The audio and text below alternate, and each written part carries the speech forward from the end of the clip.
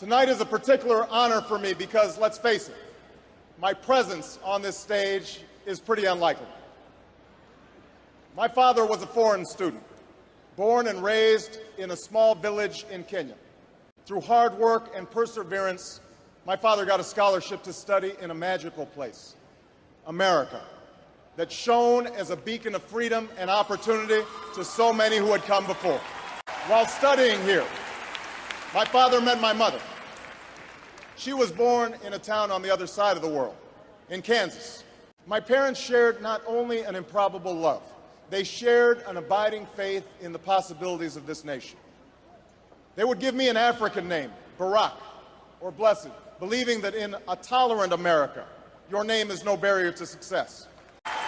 They imagined me going to the best schools in the land, even though they weren't rich, because in a generous America, you don't have to be rich to achieve your potential.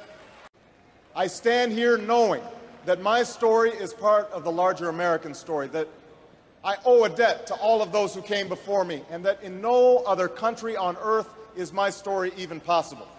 Tonight, we gather to affirm the greatness of our nation. Not because of the height of our skyscrapers, or the power of our military, or the size of our economy. Our pride is based on a very simple premise, summed up in a declaration made over 200 years ago. We hold these truths to be self-evident, that all men are created equal. That is the true genius of America, a faith in simple dreams, an insistence on small miracles, that we can tuck in our children at night and know that they are fed and clothed and safe from harm, that we can say what we think, write what we think without hearing a sudden knock on the door, that we can have an idea and start our own business without paying a bribe, that we can participate in the political process without fear of retribution, and that our votes will be counted at least most of the time.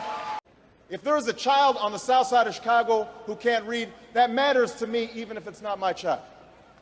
If there's a senior citizen somewhere who can't pay for their prescription drugs and having to choose between medicine and the rent, that makes my life poorer even if it's not my grandparent. If there's an Arab American family being rounded up without benefit of an attorney or due process, that threatens my civil liberties. It is that fundamental belief, I am my brother's keeper, I am my sister's keeper, that makes this country work. It's what allows us to pursue our individual dreams and yet still come together as one American family. E pluribus unum, out of many, one. Now, even as we speak, there are those who are preparing to divide us. The spin masters, the negative ad peddlers, who embrace the politics of anything goes. Well, I say to them tonight, there is not a liberal America and a conservative America. There is the United States of America. There is not a black America and a white America and Latino America and Asian America. There's the United States of America. The pundits like to slice and dice our country into red states and blue states, red states for Republicans, blue states for Democrats. But I've got news for them, too. We worship an awesome God in the blue states, and we don't like federal agents poking around in our libraries in the red states. We coach Little League in the blue states, and yes, we've got some gay friends in the red states. There are patriots who opposed the war in Iraq, and there are patriots who supported the war in Iraq. We are one people, all of us pledging allegiance to the Stars and Stripes, all of us defending the United States of America.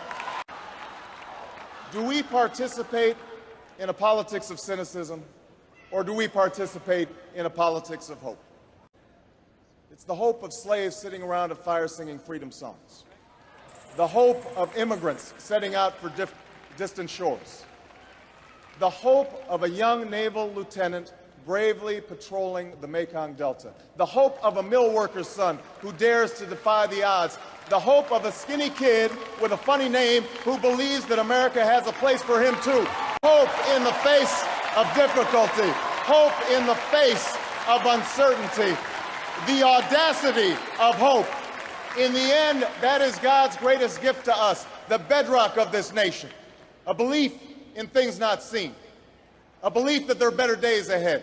And fellow Americans, Democrats, Republicans, Independents, I say to you tonight, we have more work to do.